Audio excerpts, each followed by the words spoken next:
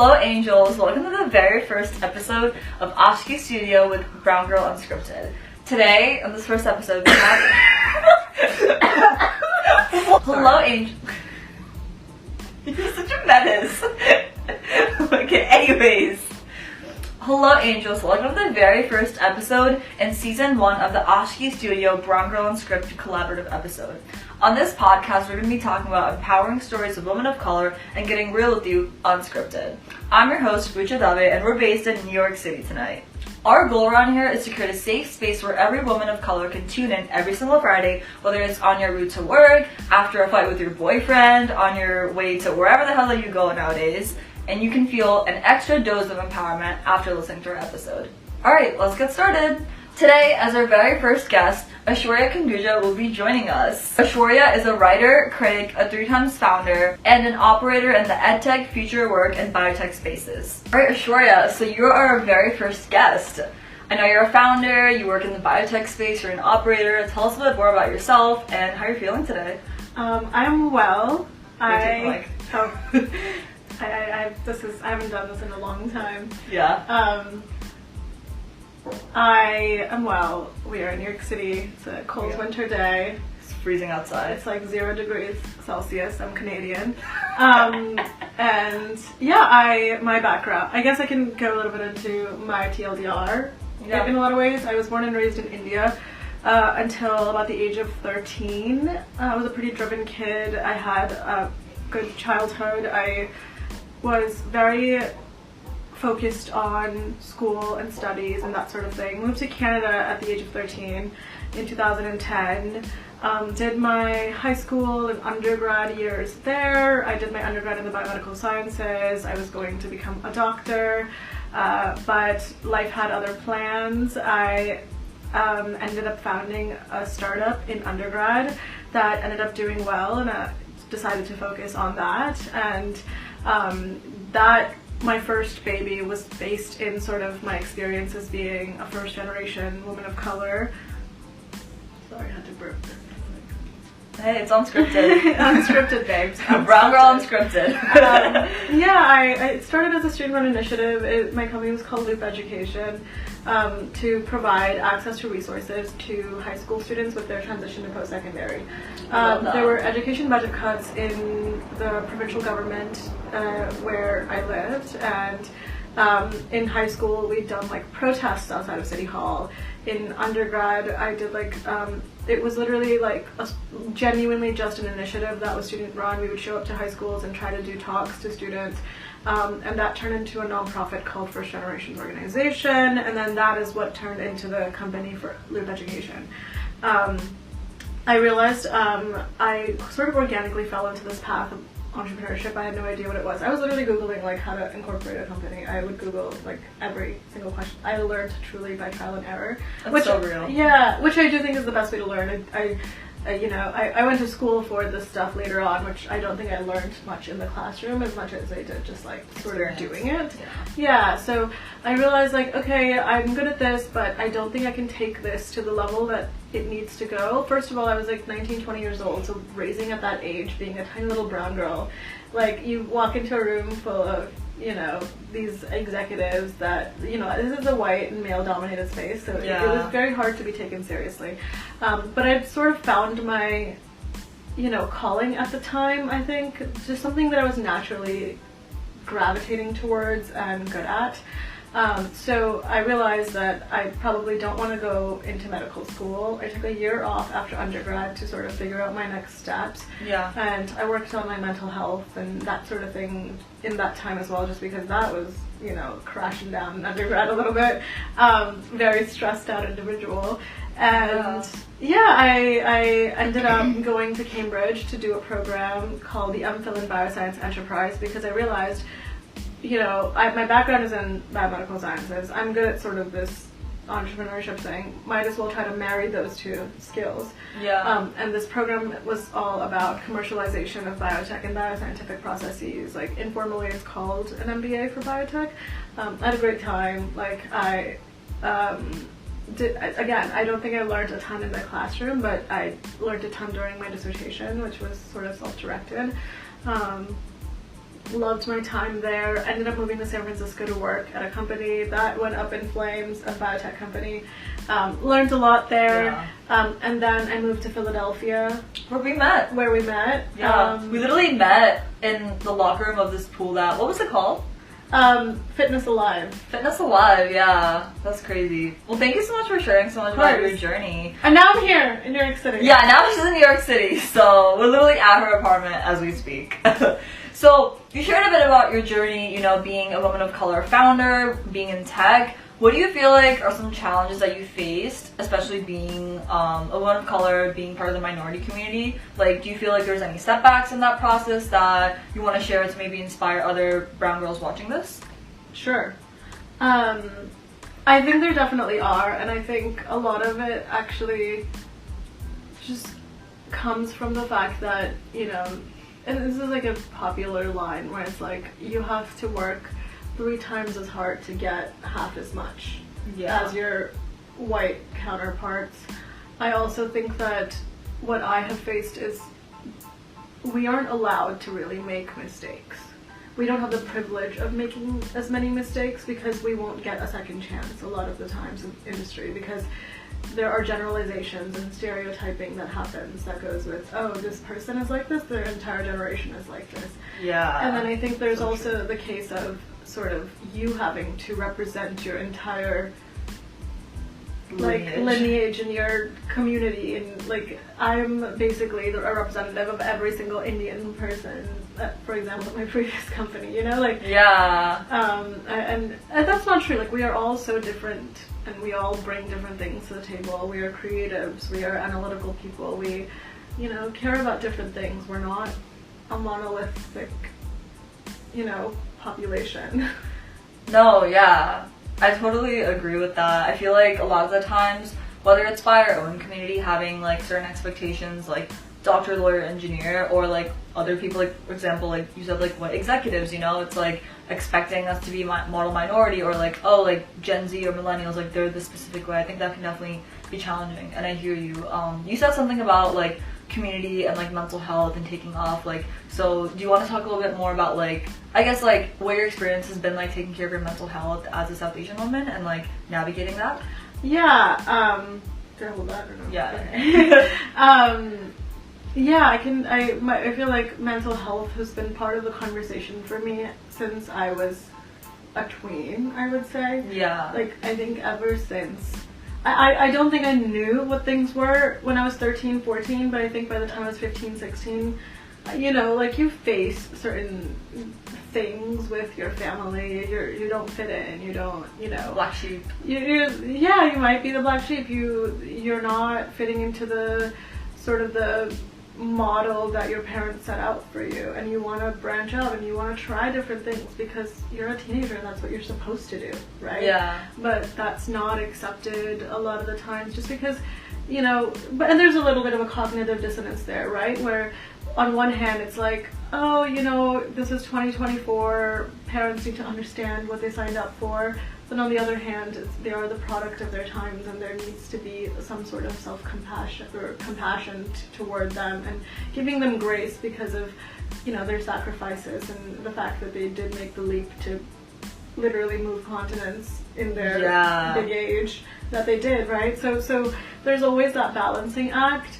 Mental health wise, I have been going to therapy since I was 16, 17 years old. Oh my god, that's actually really good, especially for a brown girl. Yeah, like I think informally at that point, and then I think formally, like, because that was just like counseling, I think formally. Like at your school? Yeah. I think formally, like I started with like a counseling center there at my university in undergrad, I believe. In second year is when I started. You call it sophomore year, right? Wait, second year a Canadian thing? Yeah, like first year, second year, third year, fourth year. Oh, okay. Like for college. Yeah. University. University. Oh yeah. Oh my god. I think America is the only place where like they say college. I keep forgetting to take the mic from her. Where they say college instead of university. Like I took a solo trip to London earlier this fall, and like they're like, yeah, like I graduated college, and I'm like, you mean uni? And I'm like, yeah, uni. And I just started saying uni after that. I was like, yeah, I was in uni. Because, you know, in in Canada, and like I feel like, but I think there's something to say there about the Commonwealth and British colonized places, right? And why certain things are what they are, because college is sort of like the community college here is college there, and then a 4-year proper degree bachelor's program is like a university degree in Canada. Anyways, mental health. Went to therapy. I had like I've rotated through a bunch of therapists, but now I've had the same therapist over the last 3-ish years, I would say. She's the most wonderful person. She's also famous on TikTok. Oh my god, we love that. I love seeing different dentists, doctors, therapists. Like she's like 500,000 followers on TikTok. It's crazy. She's really cool. And she's also like closer to my age, and she's like in her late 20s, early 30s. So there's a lot of things where, you know, I can use my language in the right ways and she'll just understand. She's also a Black woman, which is wonderful because she's able to understand sort of the cultural things. Like I cannot say like shut up to my parents and you know, like there's a lot of like, you know what I mean, like you need approval from your parents. Like there's a lot of like collectivist mentalities that ethnic groups carry, and I think having a POC as a therapist, for me specifically a woman of color as a therapist, is very important. And I think therapy has been a huge thing in my life, and then also medication, which I know is like a touchy subject, but for me personally medication has helped a lot. I've been on SSRIs in the past. Now I'm not on SSRIs. I'm on it's not an SSRI, I don't know, like, do I say the name? I'm on Wellbutrin now. Yeah, just unscripted. It's unscripted, babes. You know, we're all Lexapro girls. We go from, you know, Lexapro to Sertraline to Wellbutrin and all. But I do think there's value in that if that's what you need, and as long as you need, if that helps you be in your window of tolerance, and if that helps you sort of, you know, exist in society in a way that is representative of who you are, I think a combination of therapy and medication can definitely help. But it's not for everyone, and I'm not for or against it, you know what I mean? Yeah. But I do think that there's a lot of value, and I know that our culture is very much against, like even my mom today, she's like, are you still taking those? And I'll just be like, no. I feel like it's like that with birth control too, a little bit. Like I started because of like my periods, like they were like irregular and stuff, and then like I remember when I first started it, like the immediate thing was like, why are you taking this? You're like, no, PCOS. Yeah, like I really, and it helped a lot. Like, you know, I think like there is positive impacts. So like you said, with like the therapy medications, or not their mental health medications combined with therapy, it's impactful. And I think the same thing with birth control. Like I think it's like, it's not for everyone. Like I do know a lot of people where like they gained a lot of weight, it was unhealthy, like they have like negative impacts of it. Yeah. But I had a really positive impact of it, so I think it's just like you have to, like whatever community you're a part of, you have to like look at these decisions and be like, is it worth it for me? I feel like, you know, because I think a lot of the times like it's really easy. I know for me, especially like being a South Asian first gen, like, and I'm an only child too, like that approval or like wanting to she's like trifecta drama. Literally, I feel like it's like you want like not having these siblings, that you like want to have that external validation, you know. And I think like in the process of that, like I personally have learned over the years that it's so important to just like judge something for yourself and figure out if it's a good fit for you. Like, hey, like if you try like those meds, like it doesn't work, it's not for me, I feel like I would want it again, like then don't do it, you know. But also like I think there's something to say about like trial and error too. Like for example, for me, like Lexapro didn't work at all. I mean, it did for the time that I needed it, but then I started to sort of numb out and zombie out, and you try something else. You know, you can't. What is like? I honestly am not that familiar with like the different, like what is Lexapro? Like, Lexapro is an SSRI, so it's a serotonin reuptake inhibitor. Yeah, we're not doctors, so like this is an unscripted conversation. Don't take any recommendations from us. Yeah. This is literally just like. But the reason why SSRIs are more regulated is because they actually sort of work with your neurotransmitters. Oh wow. So they will increase or decrease the level of sort of serotonin and dopamine in your brain. And a lot of, I think the reason why people can be averse to it is because it is genuinely altering your brain chemistry. Yeah. Whereas Wellbutrin, for example, will stay in your bloodstream for a bit, but if you stop taking it, like, you're kind of okay. Whereas, like, the impacts of that can last, especially neuroplasticity and all of that, right? Like, you don't want your personality to change forever. Oh, yeah. So, I am for medication. I am not, but I'm just saying there's also valid cases on the other side, and everyone should make their own educated sort of decisions based on what they need and stuff. So yeah, I think medication can be great. I've been on ADHD medication for a little bit. Thought I had that for a hot sec, but it just ended up being complex trauma. Yeah. I don't know. I think it's been such a self discovery journey as well, because it really forces you to be self-aware. It forces you to reflect and to be introspective, and I feel like I not that like, oh, I'm so grateful, for mental illness or whatever, but I do think that it's helped me learn more about myself, and be more like mindful and just monitor my own thoughts a lot more and stuff. And I feel like work on yourself. Yeah, and just genuinely just be more aware of what's going on and monitor, like, Yeah. No, I love that. I love that for you.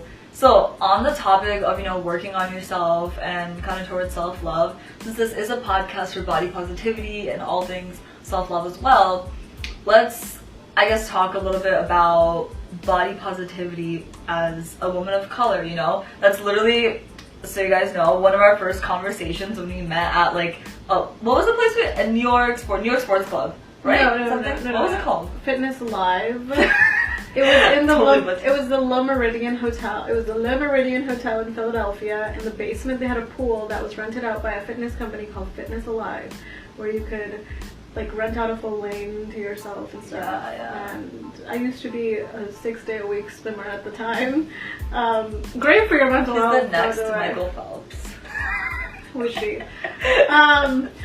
But yeah, we met literally randomly in the locker room. I'd actually, you know what's funny is I'd never seen a brown woman at the pool before. Wow, wait, really?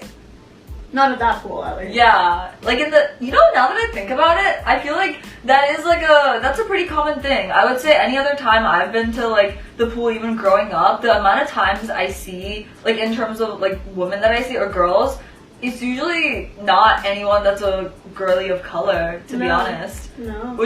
That's a really interesting point. I never thought about that. And I swim at the Y here in New York City. I swim at the Y, the Vanderbilt YMCA in New York City now, and I don't... You're gonna show up when you go now. Catch me outside, how about that? Be like, oh, she swims. No, but like, I don't think I actually see any... Like, I see women of color, but I don't think I see like Indian women ever. Yeah. Like I see a lot of Asian women, I'll see black women, but I don't think I see Indian women at the pool ever. I'll see Indian men sometimes. Honestly, yeah, I think there was like literally, when I started swimming, I went to this place called Can Do Fitness in Princeton. Or no, that was like the second place I went, and like there was like a singular brown dude in my swim team or whatever the hell it was called back then.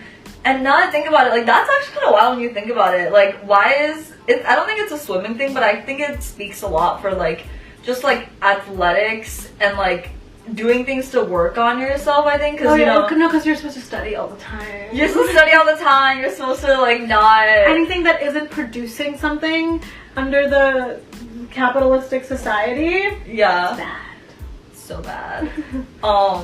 Yeah, no, that's crazy. I think it honestly also like speaks a lot to like swimming for me now. Whenever I do swim, it's like a therapeutic thing, right? Like I feel like it's just nice, right? Like when I work out, whether it's going on a run or literally going to the gym and doing like Stairmaster or something, even if it's like 20 minutes, like I feel so good.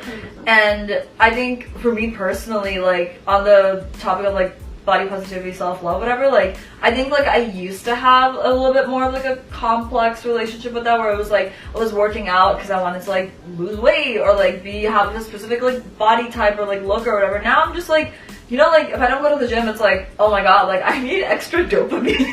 Like I want to feel good, Truly, like it's the endorphins that. Yeah. Like, when I started chasing the endorphins after a workout, rather than the you know, again, the body or Yeah. whatever. Or honestly, it's like you want to feel stronger. Like if I can swim more laps every other day, Yeah. it's like it feels good because that means I have the endurance. I feel stronger.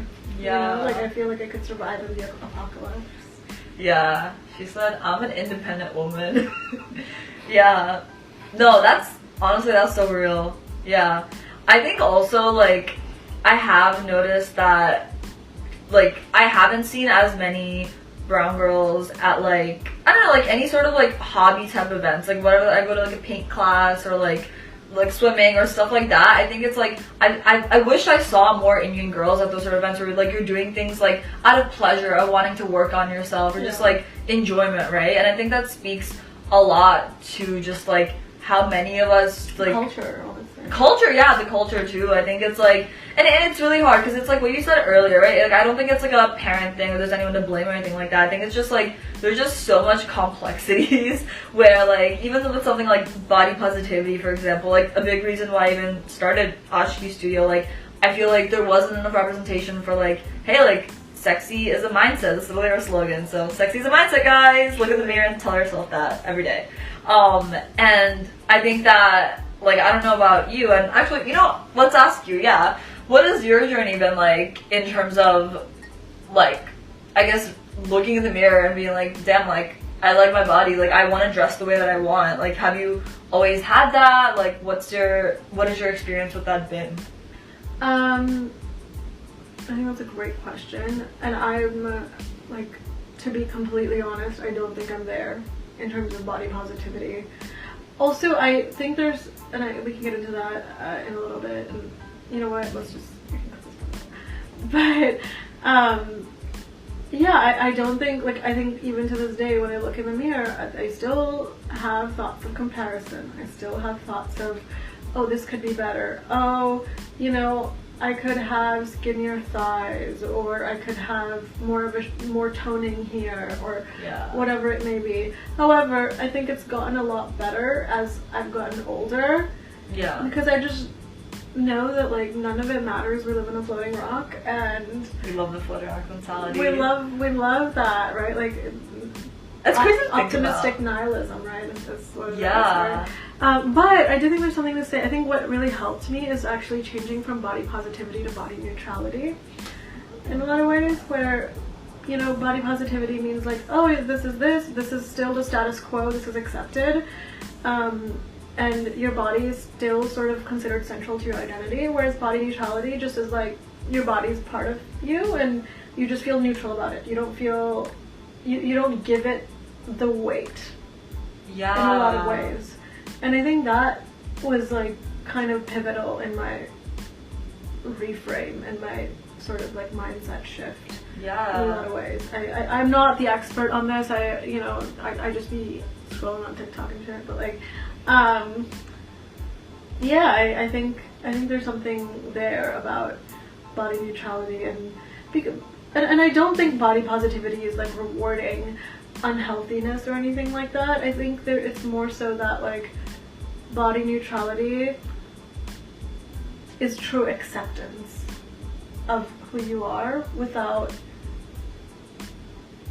you know, having to compensate for the fact that this is unaccepted in society. Yeah. And we have to accept bodies and let's be positive about them, which is great, but body neutrality I think says it sort of, I think, captures the issue at its root, and you go backwards and you tackle it there, you clip it there, and you're just neutral about it. That's just not something you think about. That's not something that is part of your identity in that way, and you are more than your body. Yeah. My brain is more important than my body. It is, yeah. You know, what I have to offer does you know, and but you know, that doesn't take away from cultural phenomenons of you know, pretty privilege and that sort of thing, because we're conditioned to think a certain way. European standards of beauty, which we are consistently comparing ourselves to, that is rooted in, you know, in colonialism and intergenerational trauma, has brought it down into our literal DNA to this day. Yeah. There's a lot to say about sort of even, you know, what we see on TV and that sort of thing. Yeah. Which is like, I think that's a very American thing too, because it's like, I grew up in India and I didn't grow up hating myself, and a lot of Indian American kids did, because they didn't see themselves on TV. Yeah. I did. I, like, you know? Yeah. Like, I didn't have that experience of, oh my god, my lunch is smelly, all the white kids hate me, because everyone's lunch was smelly at my school. Yeah, like it's normalized as like smelly, whatever. That's not even, yeah. But that's something to say about neutrality, right? Like, yeah. Think about it. Like, the lunch wasn't even a big deal because it was just a neutral thing. Yeah. In India, like everybody. It's like normalized. I think like that's what that it is. That is the norm. Yeah. Yeah. It's like nothing should be considered like smelly. Like why isn't, I don't know, like the same way you could say no, like I think no, but like it's like when you smell cookies, it's like, you know, it's a beautiful, like it's amazing. Yeah. If I smell my mom cooking, Somewhere. paneer, you know, or something like that, I'm like, give it to me. Yeah. You know, and I see like, you know, there's positivity in that, and it's not.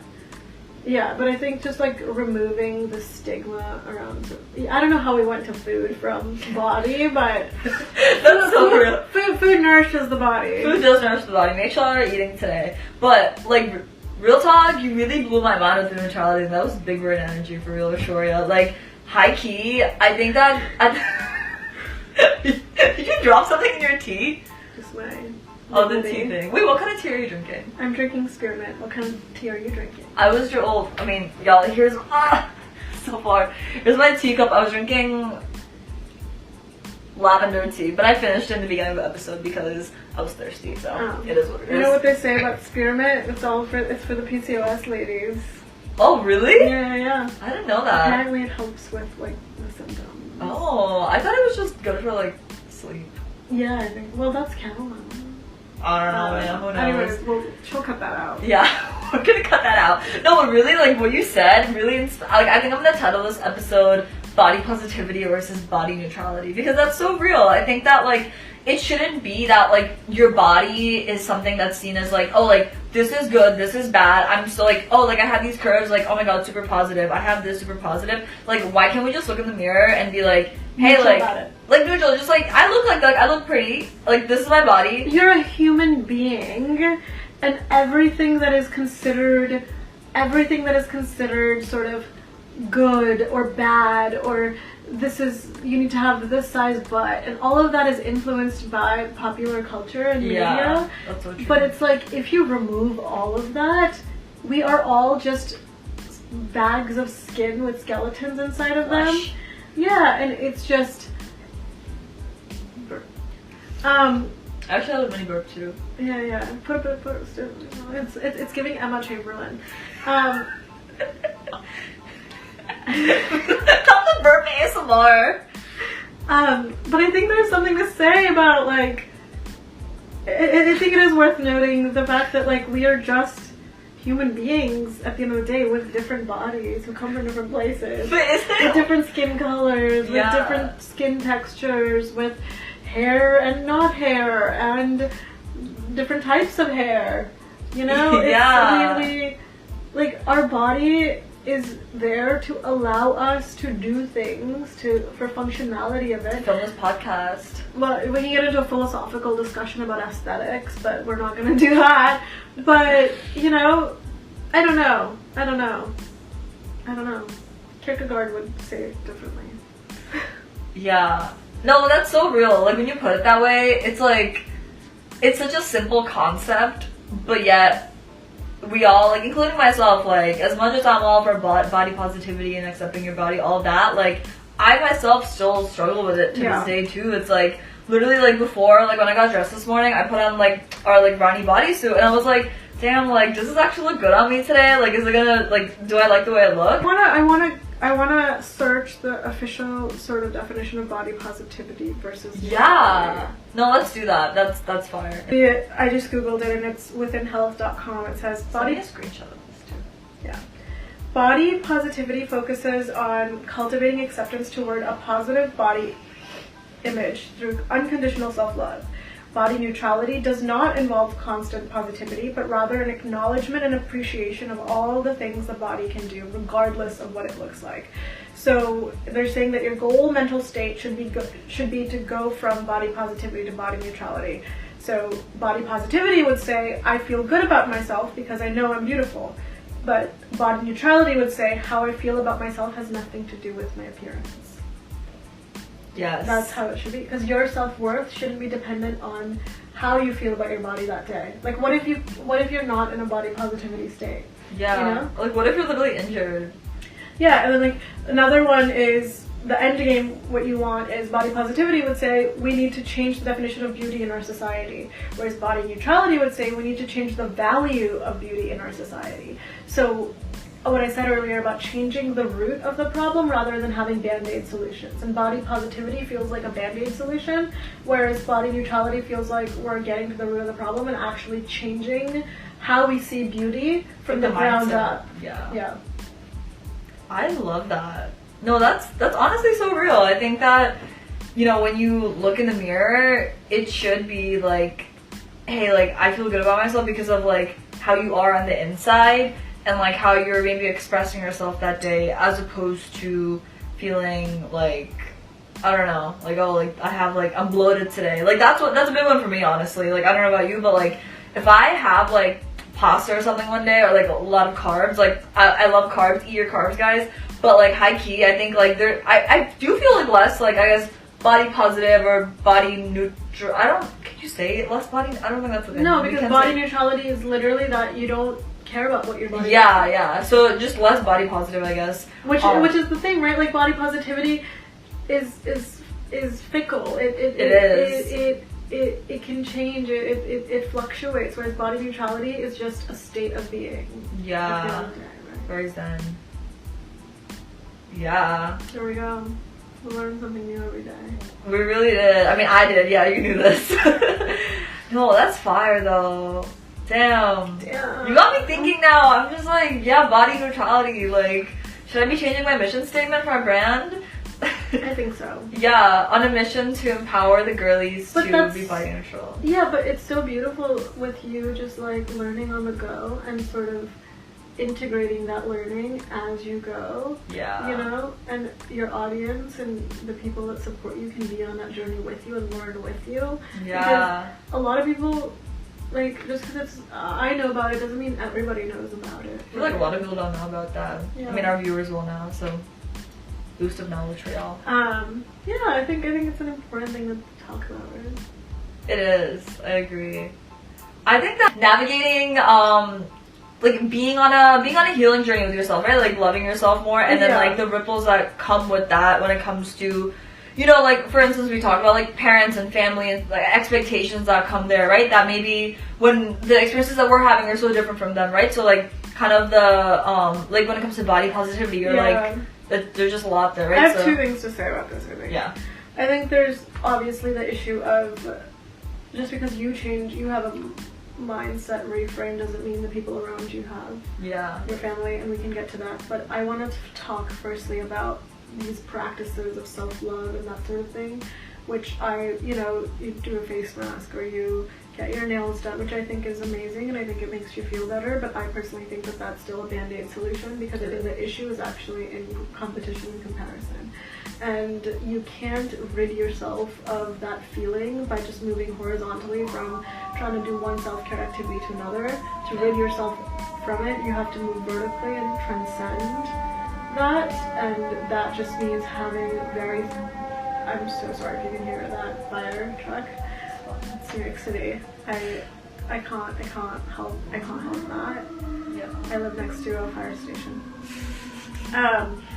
So I think there's something to be said there about, I feel like that's the word of the day, something to be said. Something to be said. No, we've been saying that a lot throughout the whole podcast. Noting. It's worth noting. It is worth noting that, you know, it does require knowing your core values and being unwavering in those core values, no matter what comes around. So your family might have thoughts and opinions about your body. That's very common in our communities to completely, like, if you the first thing an auntie, let's say I go to India, first thing an Oh my auntie will say is, god. oh, moti ho gayi, you know? Yeah. Patli ho gayi. Like, so Yeah. it's about the physical experience. You lost weight, you gained weight, you look healthy. Oh, health. Oh my god, bro, Not that's healthy. not that healthy. Tell them. Healthy? Healthy. Oh my god. Healthy. They don't even say healthy, they say healthy. Healthy. Healthy Lucky. Oh my god. I know that some people might say, oh, it's not harsh, it's just the truth. It's the reality. But you don't have to point out something that like someone can change. Like, I don't know about you, but like for me, I used to have really bad cystic acne.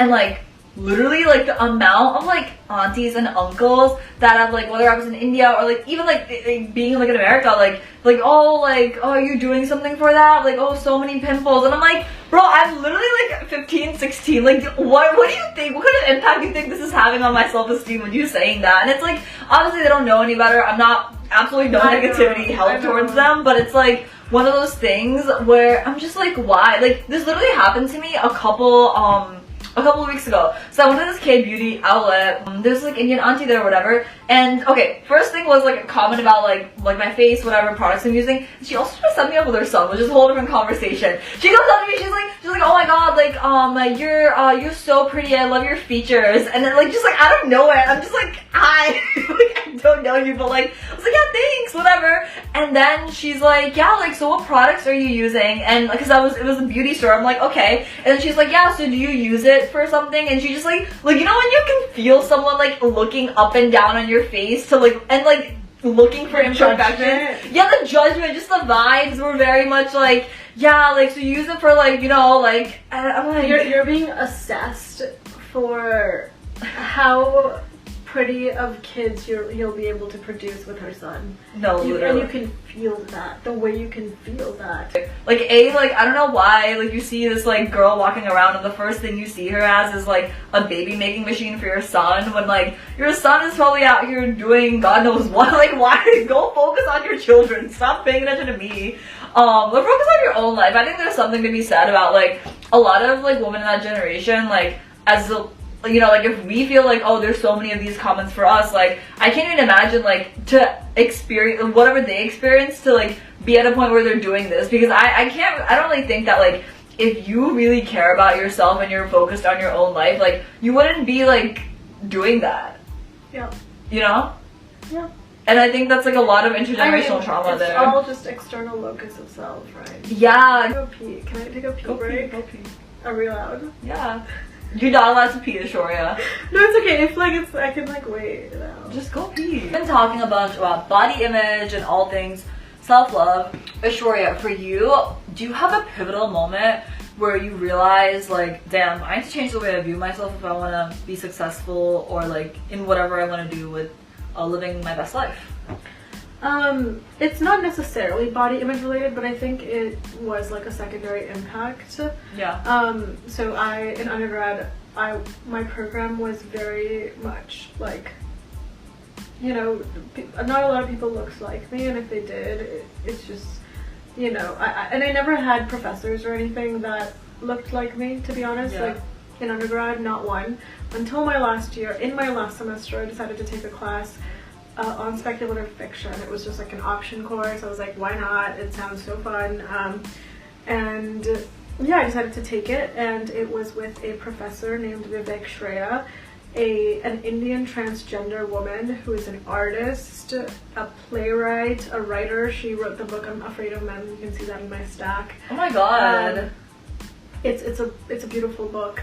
And that was the first time I felt like I belonged in a classroom. I felt like I belonged in the space. I felt like I could take up space.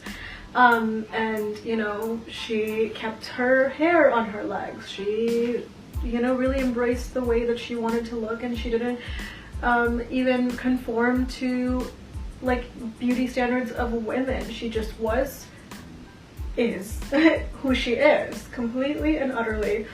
She kept long hair because I think it made her feel beautiful, but I don't think she conformed in ways to please other people. And I think that just being around her and seeing her, watching her thrive in the way that she was, Miss Aishwarya, Ili.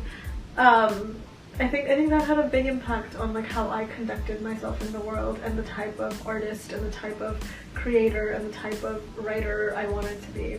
Anyways, I think that was. And there's something to say there about representation. I was just gonna say that, yeah. Yeah. No, I think that's so real. I'm glad you had that moment. There's this book that one of the things you said, like with her leaving the hair on her legs and not really conforming to like women's beauty standards. There's this book called Woman Don't Owe You Pretty. Have you heard of that? You can have it. You can borrow it sometime. It's so good. Basically, guys, it's this book about it's like narrated in the form of like very like Gen Z Instagram-y sort of tone, but it's so good because like it just talks about how like all these things that like a lot of women, girls growing up care about, like none of it matters that much, and it's like just like you leave that book after reading it just feeling like, damn, like screw this, like I don't want to do any of these things. You're just focusing on like what I want to do with my life and how I want to live it, and I think how you choose to experience your own reality. Right? Yeah, and how you choose to experience your own. I think there's something to be said about that too. I think it's like your thoughts do define your reality, and I think that like of course it does take a lot of strength and mental power depending on your situation to live your own life in the way that you want, depending how your parents or family, just like so many different things, right? Socioeconomic status. But I think that so much of that impacts on your own mindset and thoughts, and I think that surrounding yourself with the right people and like even like with you with like having that professor, like I think that was a pivotal moment for you. I think I don't know, I think those moments are just so powerful in that sense. Yeah. So one more question for you. What is something encouraging that you have to say to other brown girls, women of color out there struggling with similar things that we've talked about throughout this episode, that you're like, yeah, like I wish I knew this when I was younger? It's not that deep. I love that. It's not that deep. Like floating rock, you know? Yeah. However, I still struggle with those thoughts. I know that little girls, what they see on TV, what they're seeing on TikTok, the generations are merging in a way where 13-year-olds look like they're 25 these days. See the 11-year-olds go to Sephora, you see that? Yeah, 10-year-olds at Sephora, yeah, I saw that. Yeah, I was like, when I was, I don't even know what it was, whatever, yeah, it's crazy. Yeah, no, it's easier said than done. Of it's course. not that deep.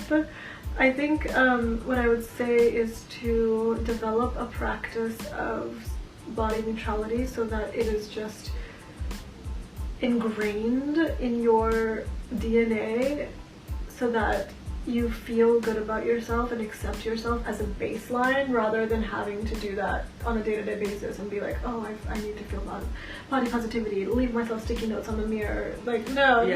Not you adding me. I literally used to have sticky notes on here. That doesn't work. Yeah, I agree. But I think there's also like, this is more so, I think prevention is more important than cure. So future parents, I think, teach your sons and daughters to cultivate that mindset of body neutrality in a lot of ways and to celebrate that, and not, if you see your kid bullying another kid in the playground, don't enable that, and foster that at your home first and foremost so that it doesn't permeate into the rest of the world. I think that's because your listeners are going to become parents soon.